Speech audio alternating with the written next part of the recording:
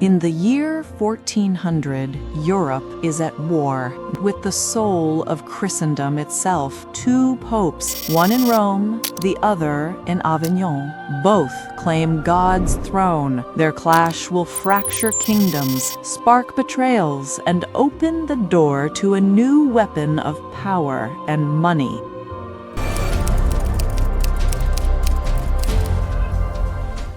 Amid this spiritual crisis, one Florentine banker saw not disaster, but opportunity.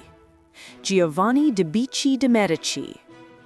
The Medici had begun as modest money changers, but Giovanni envisioned something far greater. He understood that true wealth wasn't just measured in coins, it was measured in influence, and nothing carried more influence than the papacy. If the Medici could help raise a pope to power, they wouldn't just profit, they would become indispensable to Christendom itself. But Giovanni needed the right man for the throne. That man was Baldassare Cosa, a figure as bold as he was ruthless. Born in Naples to a minor noble family, Cosa's youth was shaped by violence and survival. He roamed the Tyrrhenian Sea as a pirate, commanding ships in treacherous waters. The cunning he sharpened at sea would later fuel his relentless rise in the church. Eventually, Cosa abandoned piracy and turned to study. At the University of Bologna, he mastered canon law, proving himself not only fierce, but clever. By 1402, his ambition had carried him into the College of Cardinals. At this time, the church was still locked in crisis. Pope Gregory XII in Rome and Pope Benedict XIII in Avignon clung stubbornly to power, neither willing to yield. For Cosa, their obstinacy was an opening. But ambition alone could not crown a pope. It required money. This was where Giovanni de' Medici stepped in. Banker and cardinal struck a secret pact. Giovanni would provide the gold, and Cosa would wield his growing influence. With Medici funds fueling his campaign, bribes were paid, alliances forged, and votes secured in the shadows of Christendom. When the conclave met in Bologna in 1410, Cosa maneuvered brilliantly. Backed at every turn by Giovanni's resources, he emerged victorious. He was crowned Pope John XXIII, the third claimant in an already fractured church. Rather than healing the schism, his election deepened it. But for the Medici, it was a masterstroke. Giovanni de' Medici had not only elevated his ally to the papal throne, he had secured access to the Vatican's treasury, entwining the Medici name with the very heart of European power. But the crisis of three rival popes would eventually end. The Medici's grip on the Vatican remained firm. Their alliance with John XXIII gave them unprecedented access to the church's treasury, and with it, a doorway into power that would endure for generations. For Florence, this was revolutionary. A once obscure banker had bankrolled a pope, and overnight, the Medici rose from merchants to power brokers at the heart of Christendom. By the late 1420s, Giovanni de' Medici's health declined, and with his passing in 1428, leadership of the family fell to his son Cosimo. Unlike his father, Cosimo was a man of quiet authority, educated, sharp-minded, and already connected to Florence's brightest thinkers and artists. Now, with control of the Medici Bank, his ambitions stretched far beyond Florence's walls. But power attracts enemies. By 1433, Florence itself was on edge. The Albizzi family, led by the formidable Rinaldo degli Albizzi, viewed Cosimo not as a rival, but as a threat to their dominance. Seizing his moment, Rinaldo manipulated the city's elections, stacked the councils with loyalists, and accused Cosimo of treason. Summoned under false pretenses, Cosimo was ambushed inside the Palazzo della Signoria and thrown into a dark cell high in the tower, the Alberghetto. Execution was on the table, but with Cosimo's vast connections, killing him would be dangerous. Instead, exile was chosen. Rinaldo believed Florence was finally rid of its Medici problem, but exile was no defeat. For Cosimo, it was only the beginning. From Venice, he patiently rebuilt, weaving alliances and biding his time. Meanwhile, Rinaldo's rule weakened Florence. His costly wars drained the treasury, merchants turned against him, and Florence found itself isolated. The city that cast Cosimo out was about to call him back. After years of division, Cosimo's enemies begin to falter. His rival's authoritarian rule alienates Florence's nobles, and many start turning back to Cosimo, setting the stage for his return. By 1434, the Medici faction regained strength. As the last desperate coup collapses, Florence's leaders invite Cosimo home. He returns triumphantly, greeted by cheering crowds. Once back in Florence, Cosimo wastes no time. Though he takes no official title, behind the scenes, he controls the Republic's destiny. He consolidates power carefully, always preserving the facade of Republican government. With his influence secure, Cosimo sets out to reshape Florence. His ambitions go beyond wealth and politics. He seeks a legacy that will endure through art, intellect, and civic pride. He commissions masters like Donatello, Fra Angelico, and Michelozzo, laying the foundations for a cultural revolution. By the 1440s, Cosimo funds one of the Renaissance's most iconic works, Donatello's Bronze David. Soon after, Michelozzo designs the Palazzo Medici, a palace that embodies both grandeur and restraint. Through his patronage of art, architecture, and scholarship, Florence blossoms. By the time of his death in 1464, the city has become not just a hub of commerce, but the cultural and intellectual heart of Europe. Cosimo's place as the father of the Renaissance is secured. After his passing, leadership falls to his son, Piero de' Medici. Unlike his father, Piero is plagued by chronic illness, earning him the nickname Piero the Gouty. In 1469, at just 53, Piero succumbs to his illness, leaving Florence at a crossroads. His sons Lorenzo and Giuliano are still young, Lorenzo only 20 years old. At Piero's funeral in San Lorenzo, the family mourns, but the weight of leadership now falls squarely on Lorenzo's shoulders. Determined to preserve the Medici legacy, he steps into power, but soon faces a conspiracy unlike anything his father had endured. The Pazzi family, Florence's bitter banking rivals, joined forces with Francesco Salviati, the Archbishop of Pisa. Behind them stands Pope Sixtus IV, resentful of Lorenzo's defiance and refusing to fund papal ambitions. On April 26, 1478, during High Mass at the Cathedral of Santa Maria del Fiore, the plot unfolds. As sacred prayers echo through the vast dome, assassins strike. Giuliano de' Medici is set upon by attackers, stabbed repeatedly until he collapses on the marble floor. Meanwhile, Lorenzo is ambushed by two men with blades. Wounded, but quick, and aided by his loyal supporters, he narrowly escapes. Chaos engulfs Florence. The conspirators had planned to seize power in the confusion, but instead, the city rallies around the surviving Medici. The attack meant to destroy the dynasty only strengthens it. And from the blood-stained floor of the cathedral, Lorenzo rises, transformed into Il Magnifico. The Archbishop Salviati and Francesco de Pazzi attempt to storm the Palazzo della Signoria, but they are captured and swiftly executed, hanged from the palace windows in a shocking public display. Rather than weakening the Medici, the failed conspiracy strengthens them. Lorenzo emerges as a symbol of Florentine resilience.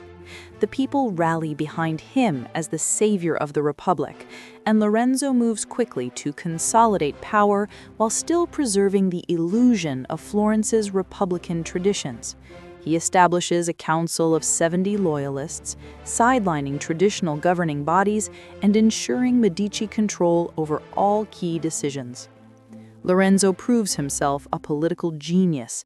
He uses taxes to reward friends and weaken rivals, while funding public projects that win the support of ordinary Florentines. With his authority secure, he turns his attention toward shaping Florence into the cultural heart of Europe. He recognizes the brilliance of a young Michelangelo Buonarroti, providing him with resources, education, and patronage that helps shape one of history's greatest artists. He encourages the genius of Leonardo da Vinci, whose insatiable curiosity leads him to sketch flying machines, dissect human anatomy, and produce works of unmatched brilliance. Lorenzo's achievements are monumental. He not only secures Medici power, but transforms Florence into the cradle of the Renaissance. Under his patronage, art, architecture, and scholarship flourish. But in 1492, Lorenzo de' Medici passes away. His son, Piero, inherits a city now fragile and exposed. Unlike his father, Piero is unprepared for the storms to come. 2 years later, King Charles VIII of France invades Italy with a modern army and crushing artillery. Piero wavers, capitulates to French demands, and surrenders Florentine territories without a fight. His cowardice enrages the people. As rebellion brews, Florence turns not to the Medici, but to a new kind of leader, a Dominican friar whose fiery sermons promise divine salvation. His name is Girolamo Savonarola. Born in Ferrara in 1452, Savonarola abandoned medicine to embrace a life of religious austerity. His visions of God's wrath are vivid and apocalyptic. Fire raining from the heavens, Florence consumed in sin, divine judgment close at hand. For a city weary of corruption, war, and vanity, his words are irresistible. Savonarola rails against the greed of bankers, the vanity of art, and the decadence of the ruling elite, none more fiercely than the Medici themselves. When Charles VIII marches into Italy, Savonarola proclaims him the scourge of God, sent to punish Florence for its sins. The city listens, and soon Florence will burn. After Piero de' Medici surrendered Florence to the French without resistance, the people turned on him. Into this vacuum stepped Savonarola, who seized the moment to establish a theocratic regime, a new Jerusalem where strict moral laws ruled daily life. But his grip on Florence was brief. The Vatican could not tolerate an independent religious authority. On May 23, 1498, Savonarola was executed in the Piazza della Signoria, hanged, burned, and his ashes scattered in the Arno to prevent his followers from venerating him. With Florence lost, the Medici family's road back to power would no longer come from the city itself, but from Rome.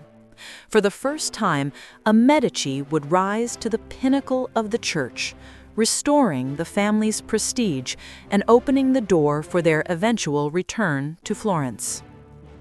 Piero may have triggered their downfall, but his younger brother Giovanni was about to reclaim their influence in an unexpected way. Raised in the splendor of Lorenzo the Magnificent's court, Giovanni was chosen to secure the family's future within the church.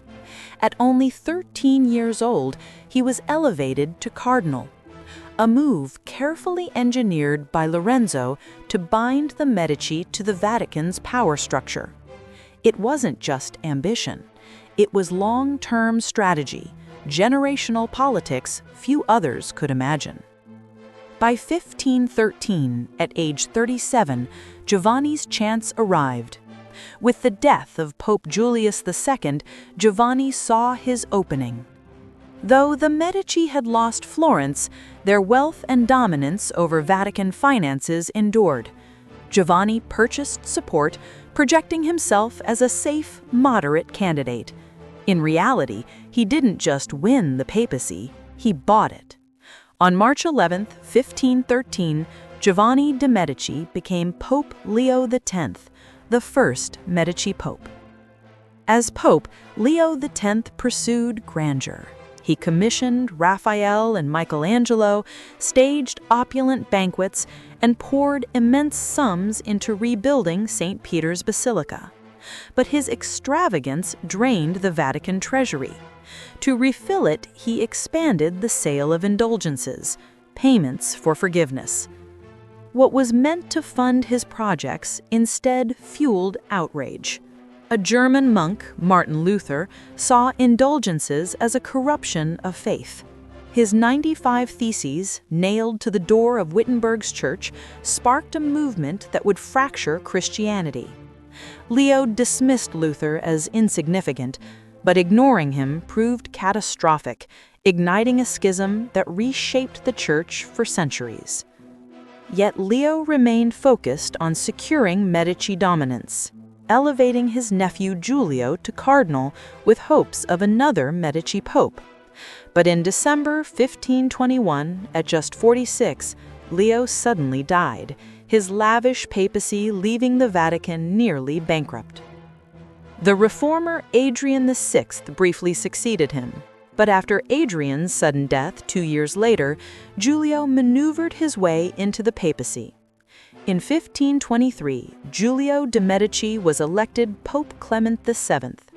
As pope, he strengthened the family's hold further, installing his illegitimate son Alessandro as ruler of Florence.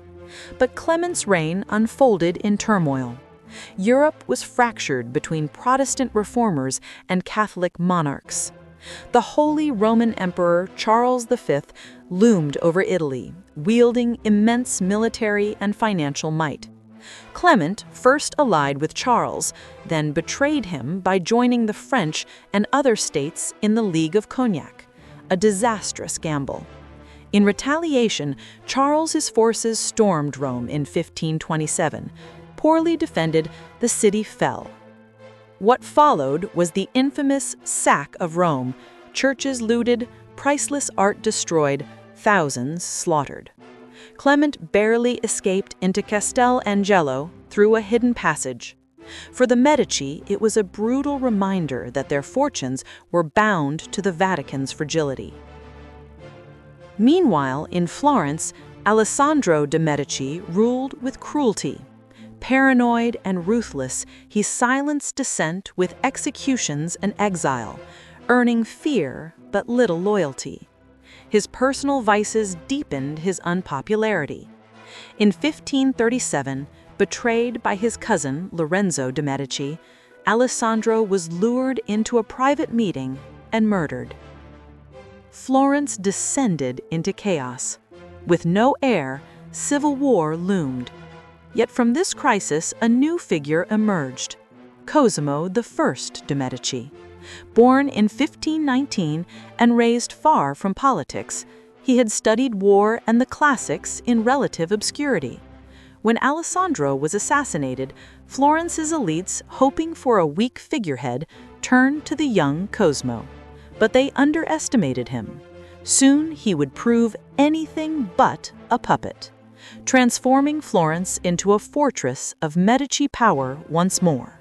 At just 17 years old, Cosimo de' Medici is thrust into power. Many believe he'll be nothing more than a puppet, too young and inexperienced to rule. They couldn't be more wrong. Cosimo wastes no time proving himself. He dismantles the remnants of Florence's Republican factions, silencing his enemies through exile, imprisonment, or execution. A coup attempt is crushed before it gains traction. His message is clear: challenge him and pay the price. He surrounds himself with loyal guards, reshapes the government, and places trusted allies into key positions. Florence is no longer a city of divided voices. It becomes the stage for a single ruler. Cosimo's ambition soon stretches beyond Florence. In 1555, he sets his eyes on Siena, one of the wealthiest independent city-states in Italy. With support from Spain, Cosimo lays siege. After 15 brutal months, Siena is starved into submission and falls under Medici control.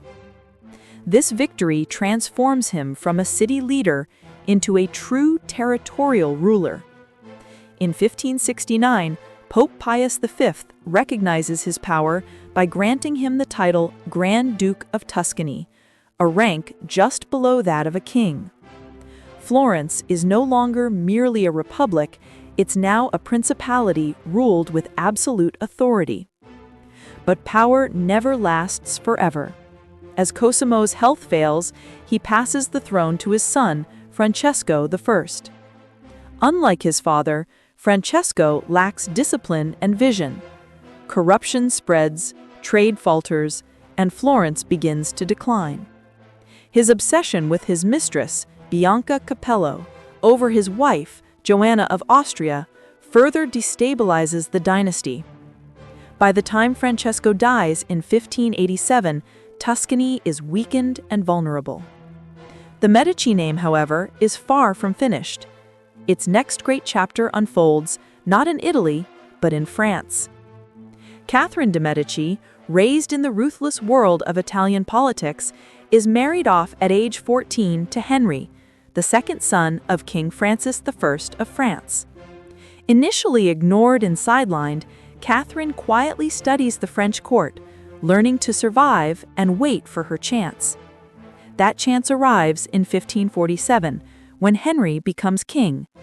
Catherine, now Queen of France, remains overshadowed by his powerful mistress, but her patience pays off. In 1559, during a jousting celebration, Henry is mortally wounded. His sudden death propels Catherine into a role she had been preparing for her entire life. Her young son, Francis II, inherits the throne, but he dies within 2 years. His younger brother, Charles IX, only 10 years old, becomes king, and Catherine assumes control as regent. Suddenly, a Medici is ruling not a city, but one of the most powerful kingdoms in Europe. France, however, is torn apart by religious wars between Catholics and Protestant Huguenots. Catherine plays both sides against each other, using diplomacy, manipulation, and ruthless strategy to maintain royal power. But in 1572, her reign takes a bloody turn. The St. Bartholomew's Day massacre, where thousands of Protestants are slaughtered in Paris. This cements her reputation as one of the most feared queens in history. By the time of her death in 1589, Catherine had outlived 3 sons who each wore the crown. With the assassination of her last surviving son, Henry III, the Valois dynasty ends and the Bourbon line rises. Meanwhile, the Medici rulers back in Tuscany survive for another century, but their glory steadily fades. By the 18th century, with no heirs to continue the line, the dynasty dies out and Florence falls under Austrian rule. Yet the Medici legacy never truly disappears. Their patronage of artists, architects, and thinkers fueled the Renaissance and shaped European culture. They began as bankers, rose to become rulers, and left behind palaces, paintings, and ideas that still shape our world today. The Medici weren't just politicians, they were architects of power, masters of influence, and builders of modern Europe.